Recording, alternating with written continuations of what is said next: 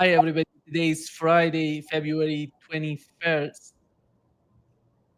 and 2025, and our friend Colonel Senator Richard Black is back with us. Welcome back, Colonel. It's good to be with you. Sorry, we had a little computer mix-up here this morning. Yeah, exactly. Colonel, let's get started with what has happened in between the United States and Russia. How do you see the way that Donald Trump is trying to deal with this issue in Ukraine, with the conflict in Ukraine? Just talking directly with Russians and not considering Europeans and Ukrainians to be part of these sort of initial talks. I think it's a very good approach. Um, there are problems on the Ukrainian side. First of all, it is legally forbidden for anybody on the Ukrainian side to negotiate. This is a kind of a goofy thing that Zelensky put in place, and although he could lift it at any time, but he's been very recalcitrant, very unwilling to talk. Um, as perhaps you know, just 2 months after Russia crossed the border into Ukraine, going way back now, a couple of years, several years, 2 months afterwards, they had almost finalized a peace agreement, but NATO had invested a huge amount of money in building up this monstrous Ukrainian army to attack the Russian speaking areas along the border that had declared their independence for very good reasons, actually. And uh, so, it was very possible to have peace before hardly anybody had been killed. I mean, I won't say, you don't want to discount anybody's lives, but in the scheme of things, very few casualties, very little property damage. Both sides, the Russians and the Ukrainians, were very happy with the agreement back at the beginning of the war. And then Prime Minister Boris Johnson came over, emissary of the Biden White House, and he said, knock off these peace talks, get back to war. We got a big investment here. A lot of hedge funds, a lot of billionaire globalists have invested money, and they want a return on their dollar. And so then, it was Zelensky at that point could have said, "Sorry, we've almost got peace, and it's a deal that both sides can live with, and that's what we want." But I suspect, well, there were a lot of officials in Ukraine who were making a lot of money. Just recently, Zelensky has said, the United States, there are all sorts of numbers thrown around. Probably the most agreed upon number is about $177 billion that the U.S. has invested. And Zelensky said, "Well, I only got 75 billion." So the bulk of all of the money that the U.S. sent has disappeared. Now, I suspect that money has found its way to Swiss bank accounts, and there's probably so much money stuffed away in those Swiss accounts from all of these globalists, all of these warmonger politicians, and who sent over their sons to get involved in deals. And it's probably enough money to break the side of a Swiss mountain open. But there is such corruption. It's such deep corruption, and Zelensky, uh, he is sitting on top of the whole thing. I mean, he's the king of the corrupt mountain, and the longer that it goes on, the more money is being made, more funds are being cycled, the more Ukrainians are dying, the more Russians are dying. There is nobody on the Ukrainian side or the NATO side uh, until now who really gave a rip about the lives of all of the people being slaughtered. It was all about money. It was all about, can we take all of the deposits that were put in Western banks by Russia? Russia trusted London, trusted New York, trusted the New York Federal Reserve Bank, and they put about $500 billion of Russian savings belonging to the Russian people into those banks, relied on their promises of being honest. And then the banks just said, hey, this is really great. There's a lot of money. We'll just steal it. And so they stole it. And now then they worked out some kind of a hokey deal where they took all of this Russian money, and then interest is being earned on it, and then they issued bonds, and those bonds would generate money for those banks for eternity. And so it's just a gigantic exercise in thievery and corruption and hooliganism, and they're wanting to perpetuate the war. So along comes Trump, and he says, I'm not into this. I'm not part of these hedge funds. I'm not part of these globalist deals that are going on, and I'm going to end the war. Now, Zelensky, he was making all these bizarre demands, and Trump just picked up the phone and he talked with President Putin. Now, President Putin's a very bright individual. There's a lot of demonization that goes on, but I've watched him for many years, literally since he first took office. I've watched this man. He's very courageous. He's extremely intelligent. He is nationalistic. He wants Russia to prosper. He wants the people of Russia. He's always had a battle with his own globalist people that, when communism broke down, it was challenging because who owns property? Under communism, only the government owns property. And so they had to privatize, and who has money? Well, the oligarchs, the corrupt oligarchs. So they're the ones who ended up with the money in Russia, and they had great power until President Putin took over. Ever since then, he has been diminishing their role and lifting up the Russian people and giving them control over their own destiny. So he is very patriotic. He is not somebody who's in it for what he can get. He is in it for the Russian people. He never wanted a war with Ukraine.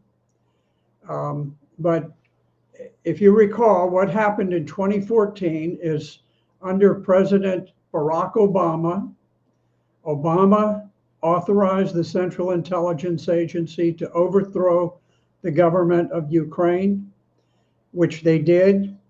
And Victoria Nuland was there. She was with the State Department, and she was ostensibly negotiating with Ukrainian President Yanukovych.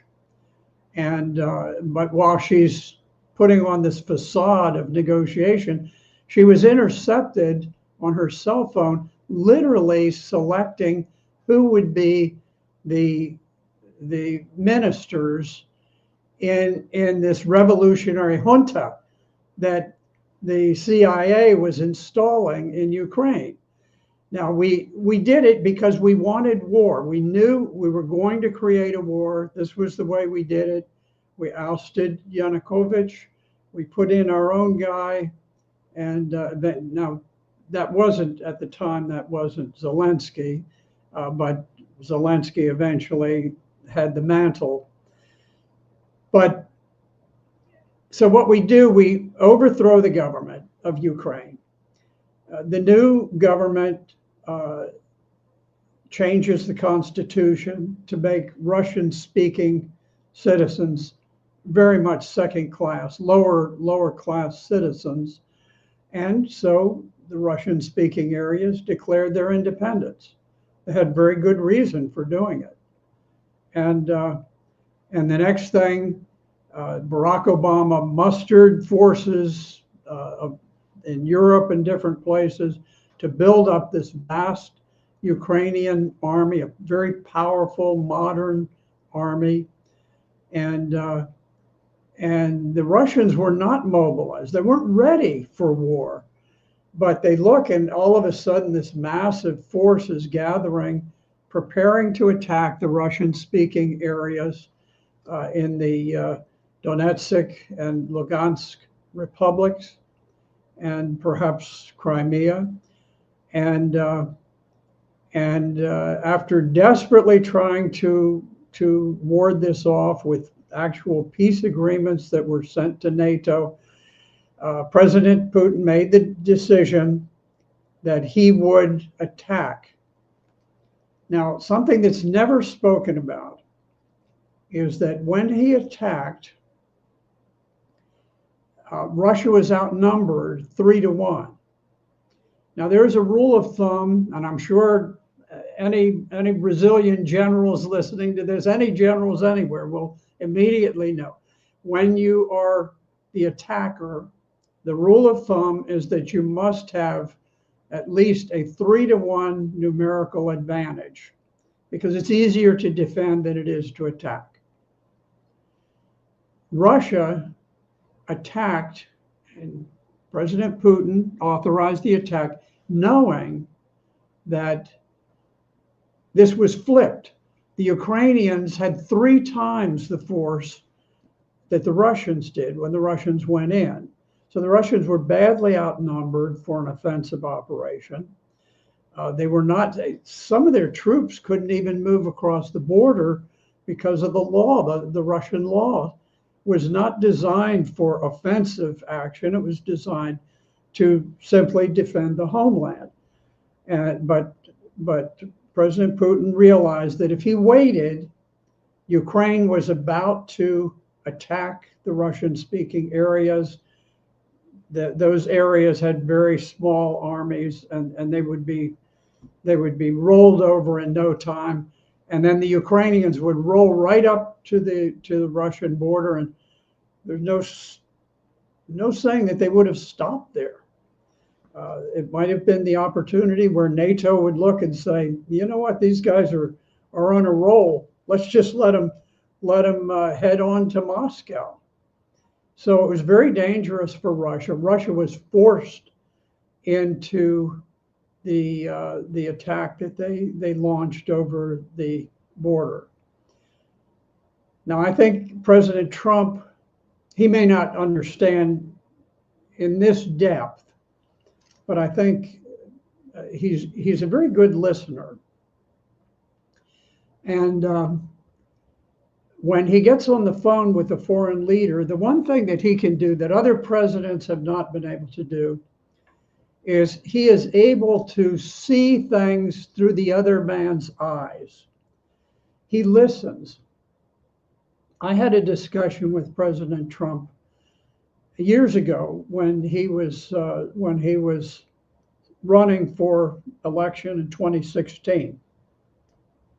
I was a warm-up speaker for him, and he has these vast rallies, so he. I was one of the speakers, and you got 25,000 people there, and they're all excited and roaring, and so I would give this speech. So then when I finished, I stepped down, and I was off stage. And then President Trump comes on, he gives his big rally, and everybody goes wild. And then he goes to leave. But as he's leaving, he's got the Secret Service and all, and they're trying to hustle him off. And he came over to me and he said, are we going to win the election in Virginia. And I told him, I'm sorry, but I don't think we are. I don't think it's going to happen. Now, so I'm giving him bad news because he badly wanted Virginia, and but instead of saying, "Oh, I don't want to hear what you have to say," or just sniffing and walking away or something, he started to question. He said, "Why is this? What's going on?" And so we're talking, and at a certain point, we've been talking for some minutes, and the Secret Service is saying, "Mr. President, we must get going right now." And he said, "No." He said, "I've got to talk to this guy." And we stood there and we talked for another 15 minutes. And he's listening and he's hearing. And it's not what he's been told by his advisors, but he's listening to somebody who has a different take on things. And this is the way he is. And so when he talks with President Putin, he's listening, and President Putin is pointing out historical facts that the president can easily have checked with his people, CIA and so forth. And the president is beginning to realize, oh, okay, this is what happened. We overthrew the government, the legitimate, constitutionally elected government of Ukraine. And that's what led to it. And Barack Obama did this. And of course, President Trump realizes that Zelensky was part of the Russia hoax, because there was a massive effort to essentially overthrow the government of the United States by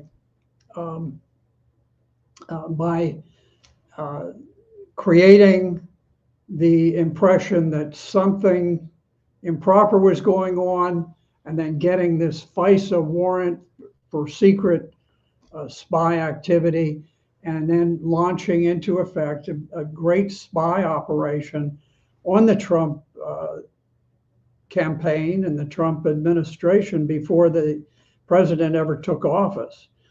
And so when he was in office, President Trump wanted to get to the bottom of what Hunter Biden had been doing.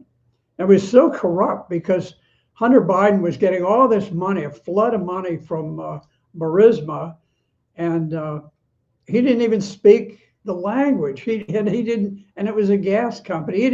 He knew nothing about the gas business. I mean, the guy was a cocaine addict, a longtime cocaine addict, and but he had a daddy who was very powerful, and his daddy, who was the vice president under Barack Obama, came to Kiev, and he threatened the government there, and he said if you do, there was a prosecutor who was looking into Burisma, and it would have implicated Hunter Biden, who has since been pardoned of all crimes by his father before his father left office.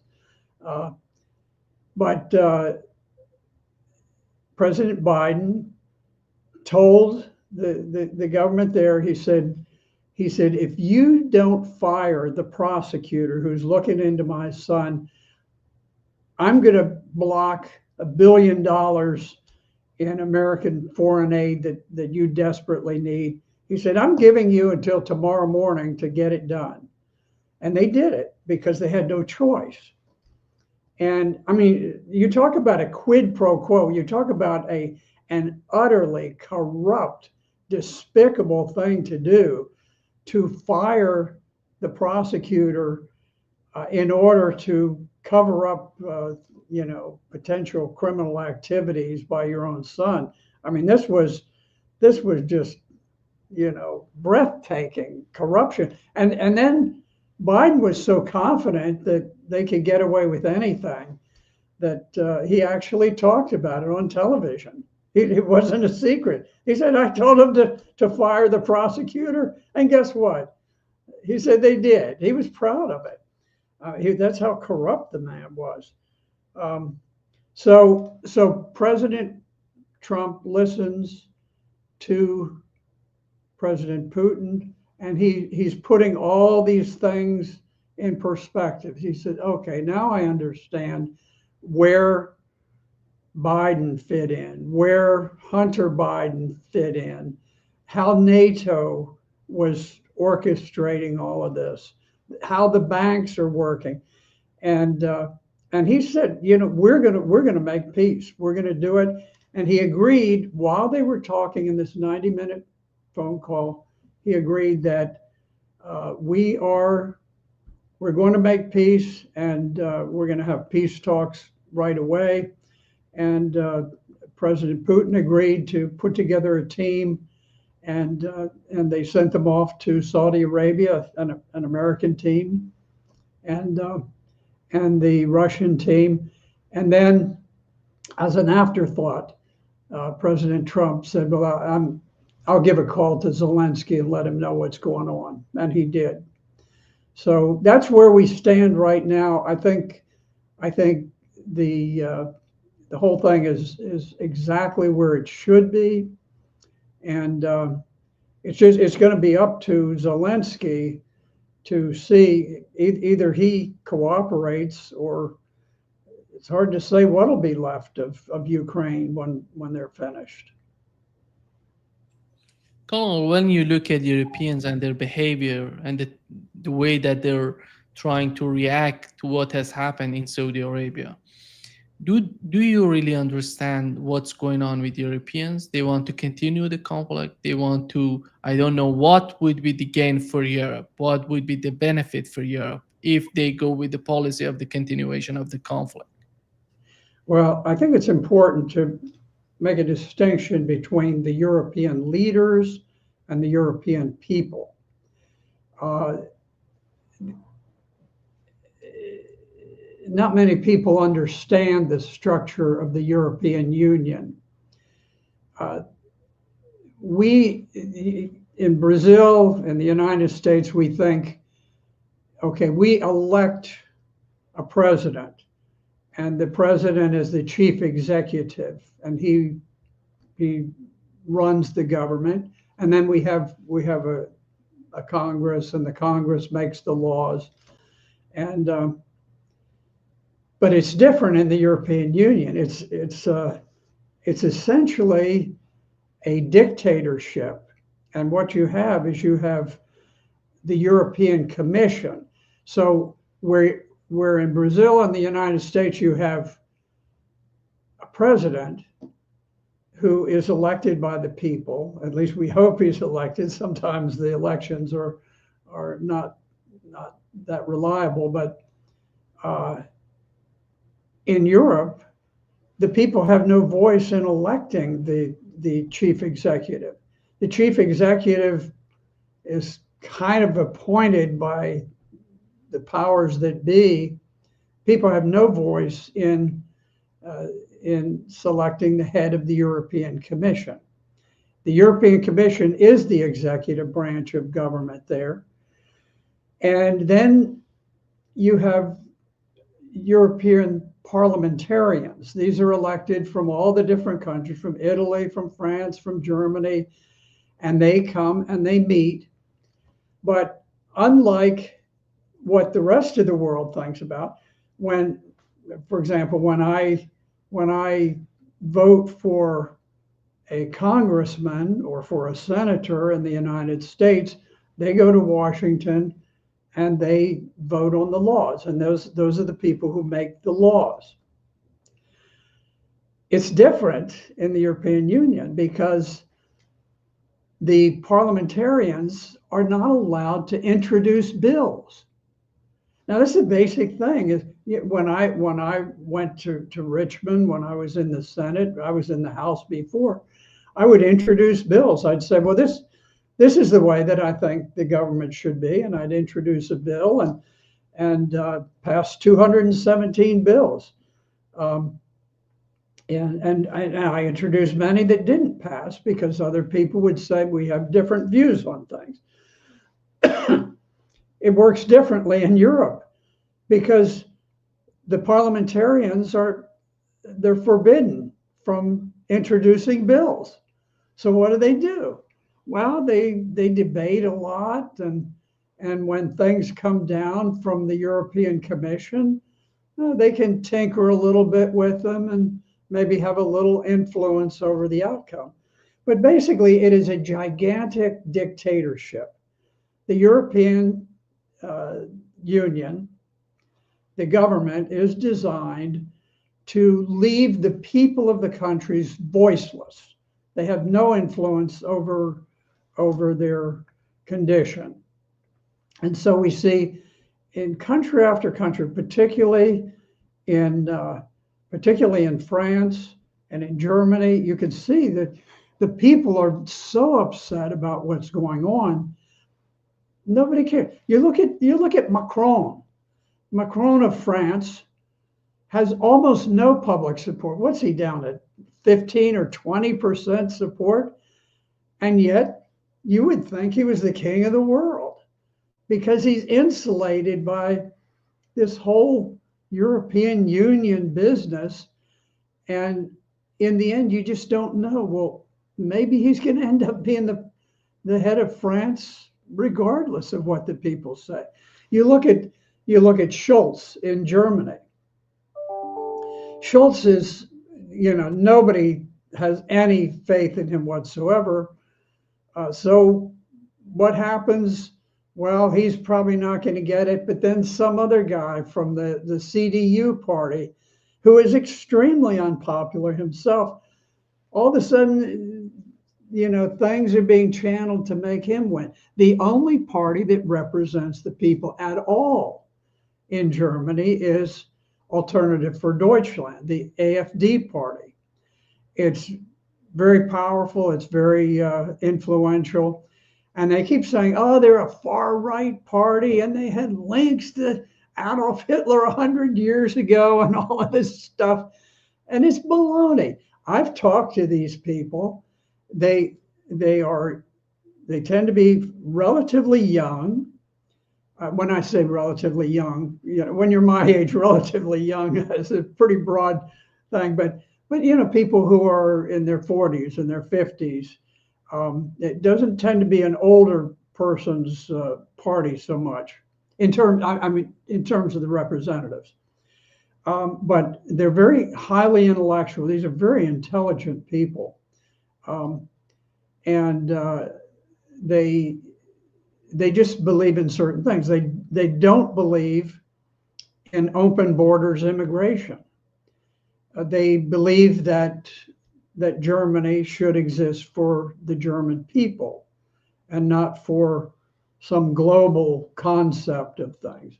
They believe in a more practical energy system. These are ordinary things that, but because they oppose the migration of very hostile, very violent Muslim people.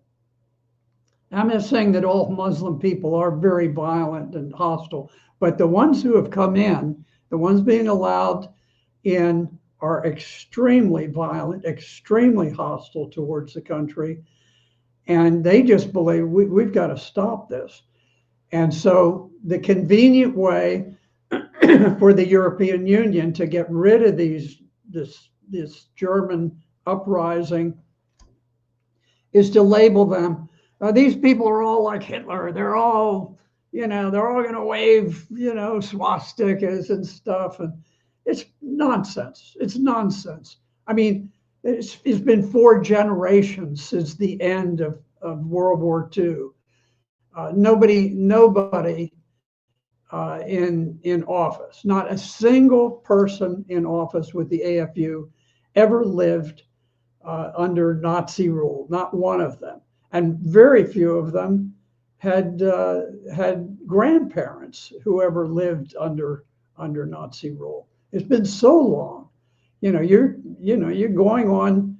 I think it was. I think the Nazi Party was founded in 1920. So you're talking about 105 years, and we're we're saying, oh my goodness, the Nazis are coming. It's nonsense. It's just garbage.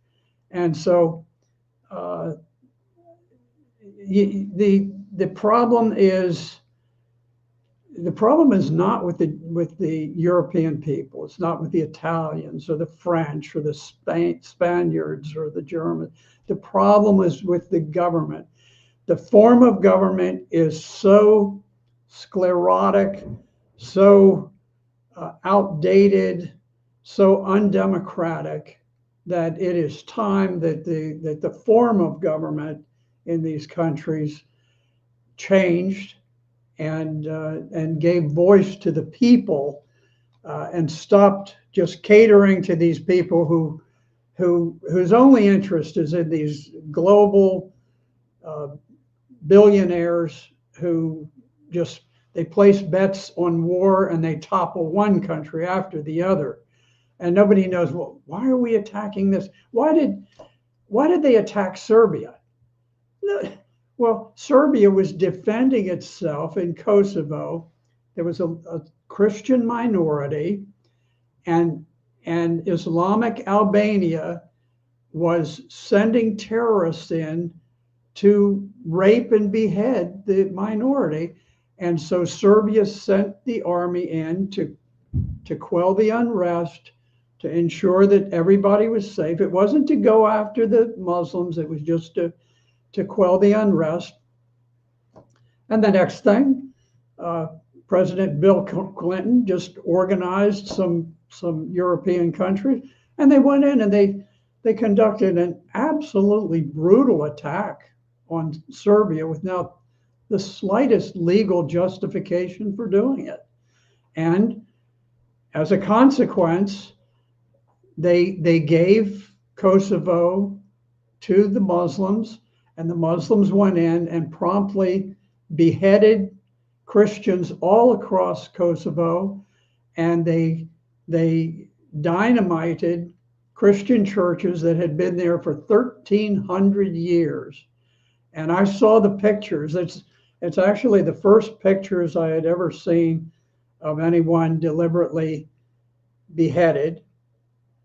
Now I saw people beheaded in Vietnam and by the communists, but the first I had pictures from a woman who had very close contacts over there. She said, "Here's what's happening now. I saw the churches that were blown down," and so we've got to get away. In the United States, we're getting away from this war paradigm. In Europe, they need to get away from the same war paradigm where war becomes a profitable endeavor for these global oligarchs who just devour humanity in order to line their own pockets. Kamal, just shifting the gear to the conflict in the Middle East. We know that Donald Trump has decided to, before coming to power, on January 20th, he he he he was able to put pressure on Netanyahu to bring some sort of ceasefire to the conflict between Israel and Palestinians. How do you see the situation and the way that Donald Trump was talking about displacing people from Gaza, sending them to Egypt and Jordan, and rebuilding that area, which was rejected by Egypt and Jordan? They don't want to do that. Arab states are against it. How do you think that Donald Trump really wanted to do that? Or he was making a move to force these Arab states to do something for, I don't know what was the agenda, what's going on in the mind of Donald Trump and his administration considering the Middle East? Well, the president has limits on his power. When it comes to the Middle East, Benjamin Netanyahu is the most powerful global figure. If he wants something destroyed, unfortunately, it happens. Um, Donald Trump very much wishes that we were out of the Middle East. He tried to pull us out of Syria. He tried 3 times, and the globalists beat him back each time. And today, thanks to Joe Biden, who gave the final push in his last days in office, uh, he managed to topple the government of Syria and to install Al Qaeda, the very force that flew the jets into the Twin Towers and the Pentagon in 2001 on 9/11. And now we have a terror state in the Middle East.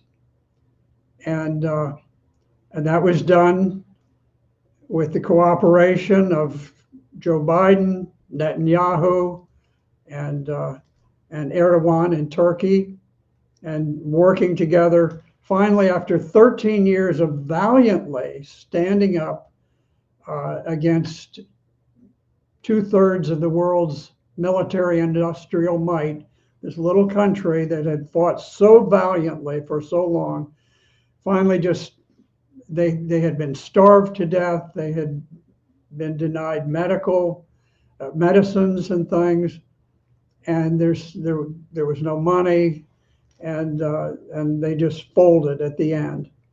But and then of course the global media said, oh well, this tyrant Bashar al-Assad has been ousted. There's nothing tyrannical about him. And they said, well, look, he had people in prisons. Well, I got to tell you, when you capture people who have beheaded hundreds and hundreds of your soldiers, if you don't execute them right on the spot, which frankly Bashar al-Assad should have done, if you don't do that, then you got to do something. So he put them in prisons. And they say, oh, this is terrible. Our guys are being put in prisons. Our poor fellows who all they did is they just cut the heads off of helpless people. Or all they did was they just raped the Christian women in Syria, and they raped the little 7, 8, 9-year-old girls, gang raped them repeatedly. That's all they did. Why were they kept in prisons? How cruel. Well, this is the way that the media can portray things. And their portrayal of Syria was just just a loathsome thing to do. But the foreign minister of the present Syrian government, the Al Qaeda government, the foreign minister was caught on video, two separate videos, directing the execution of women who had committed adultery. And one of them was begging to see her children or to say something to her children one last time. And he said, no, kill her. And they blew her brains out. This is the foreign minister of the new Syrian government that we are celebrating the wonders of this government. It's despicable. But anyway, so you have Netanyahu, who is moving all the chess pieces in the Middle East in a very negative way, and he has done everything that he could to exterminate the population in Gaza. He has, even though there was no uprising in the West Bank, he has green lighted for the Israeli settlers to go in and just start bulldozing things down, and tremendous Israeli violence unleashed on the people in the West Bank. So I think that Donald Trump wants to bring peace in some way. He did manage to orchestrate the ceasefire with Hamas, and that has shown some progress. I think things are better right now than they were. Um, he did make that proposal. I'm not sure how serious he was about moving all the people, and the way that he explained it made it sound like more of a real estate deal than you know than a human situation. We've got to remember that the Gaza Strip is is a place that has no Jewish population at all. There there are zero Jewish people in the entire Gaza Strip. Uh, they have about 1% Christians and 99% Muslims. And so the idea that you'd somehow clear them out to create uh, condominiums and beautiful things for presumably for the Jewish people to move into um, is, it is not a pleasant thing to think about.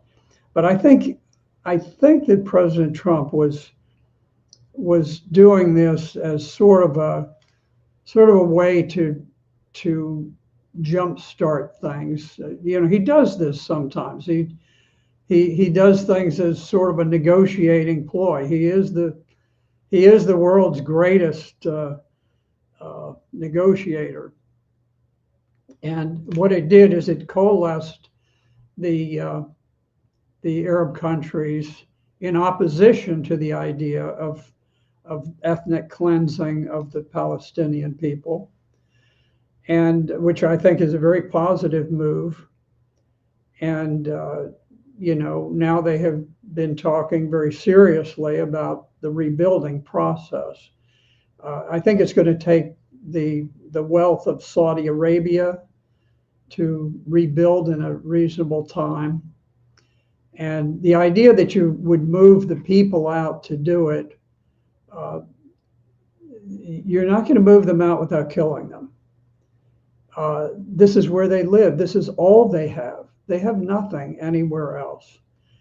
And things have gone very badly for Palestinians who were driven out of Israel in the first place back in 1948, when the Europeans came over, European Jewish people, and took over the country and drove out the indigenous Palestinians. And so I think that considering the constraints on any president of the United States, I think President Trump has done the best job he could possibly do. He hopefully has set in place something that will make it clear that the Arab countries will not accept the extermination of the population. Keep in mind, 98% of the population of the Gaza Strip, the Palestinians there, 98% of them knew nothing about this attack on Israeli settlements, had nothing to do with it whatsoever.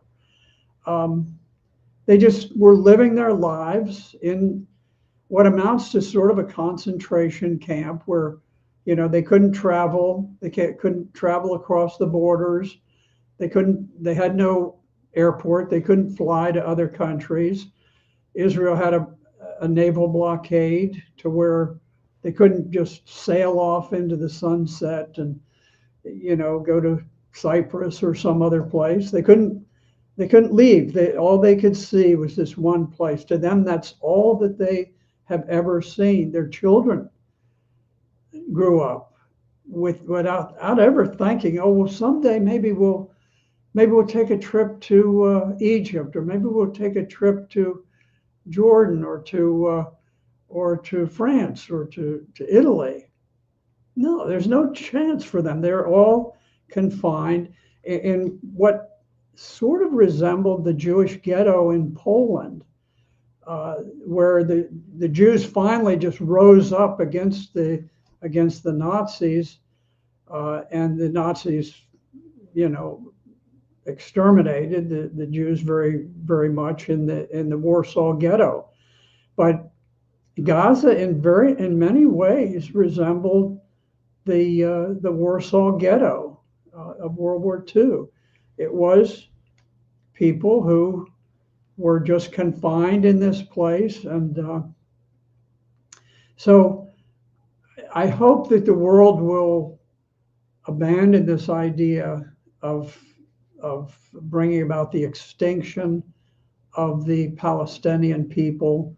I think that was Netanyahu's goal, was to exterminate the people of Gaza just like you would insects. And I hope that the way things have been moved, the way that Trump has maneuvered this thing, that idea will end, that it'll terminate. I don't know. I can't promise you that good things will happen, because it's not all up to Trump. It's very much up to Netanyahu, and Netanyahu is not a good or virtuous man. He is as bad an individual, I think, as any politician on the face of the earth. Carl, before wrapping up this session, do you think that with the just I'm sorry for that. Larry Johnson is calling me. Musical accompaniment, huh? Yeah, it's Larry Johnson. You know him. Yeah, he's talking. He wants. And what has happened, Colonel, before wrapping up this session, is the situation between. You know that Netanyahu wants to attack Iran, and he's really interested in having a big fight in the Middle East between the United States and Iran. How do you see the situation with Donald Trump? The United States under Donald Trump, is he able to control Netanyahu in that sense, in that direction with Iran? Because we know that, at least we've learned from this direct interaction fights between Iran and Israel recently, we know that Iran has the capabilities of attacking Israel. And they can hit the targets. And the next step would be, if the United States let Netanyahu goes with the plan of attacking Iran, the next step, we know that Israel alone cannot fight Iran, that there has to be United States there fighting Iranians. Well, again, you know, Netanyahu has enormous power over the U.S. Congress. So there are limits on the president's power.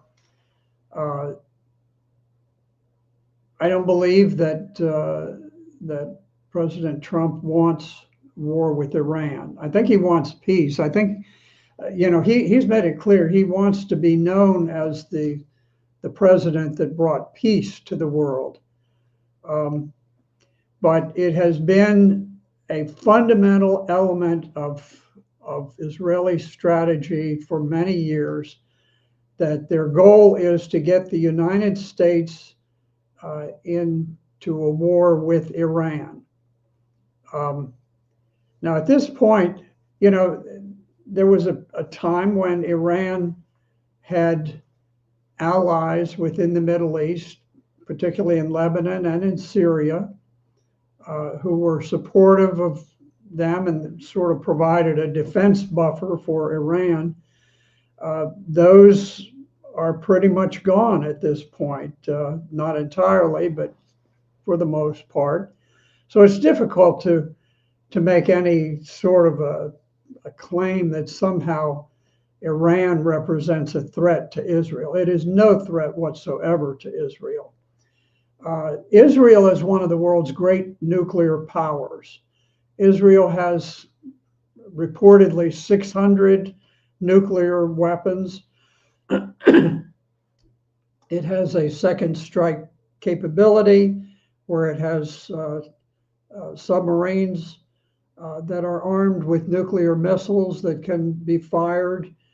Um, its nuclear power vastly uh, outstrips anything that Iran could ever hope to accumulate. So the idea that Iran would, the idea that Iran would produce 3 or 4 nuclear bombs and then attack Israel is ridiculous, because Israel would absolutely obliterate Iran and kill almost everyone there. And so the I think the nuclear issue, in a large way, is sort of a talking point to urge the U.S. towards war with Iran. Iran really doesn't represent a threat to anyone in the Middle East. Keep in mind, there's a sharp religious divide. You have the Shia Muslims in Iran, principally in Iran. Um, there are Shia in some other places, small numbers in Syria, small numbers in Iraq, and even in Saudi Arabia, but they're a distinct minority, about 3% in Syria, for example. The Sunni Muslims are the vast array of Muslims around the world, over in Asia, in Indonesia, in Philippines, the part that's Muslim in the Philippines, Mindanao, principally. So Iran does not have the ability to spark some sort of a Shia revolution around the world, because there aren't any Shia Muslims around the world to speak of. They're all distinct small minorities wherever they occur outside of Iran. Iran is, for the most part, Shia Muslim. So it's not legitimate to claim that somehow they're going to become a threat to the world or a threat to Israel. But I think, in a way, it's a way of for Israel always has to have enemies, and it's sort of a justification for the way that they operate, which is to constantly encroach on their neighbors and constantly be picking off additional, pieces of land, pieces of real estate.